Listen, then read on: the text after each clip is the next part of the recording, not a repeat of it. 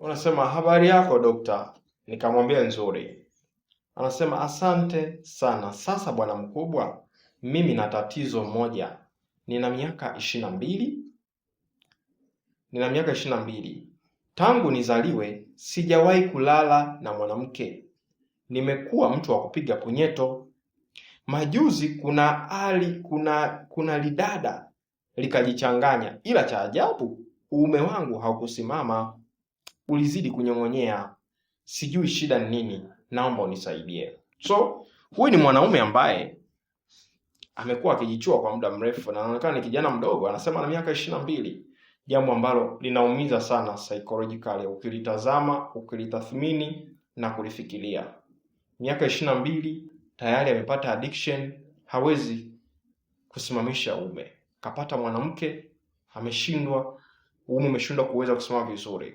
Wapo wengine ambao huwa ananiambia dokta, uume wangu unasimama lakini unakuwa legelege. Hauna uwezo wa kustahimili kusimama vizuri kabisa. Ni moja ya changamoto pia ambazo zinawakuta vijana wengi wanaopitia mchezo wa kujichua. Sasa kimatibabu ni muhimu sana upate msaada wa kisaikolojia na matibabu ya kimwili.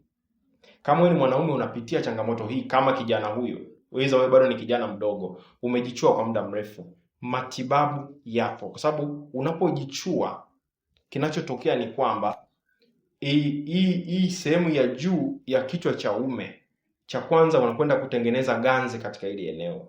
Lakini pia asilimia kubwa ya wanaume wengi wanaojichua wananiambia kwamba dokta, nikikutana na mwanamke nakosa, sipati raha kama ninavyoenda kujichua, kwa sababu ya kutengeneza usugu katika hili eneo la juu la uume. Lakini pia cha pili, misuli ya uume inalegea.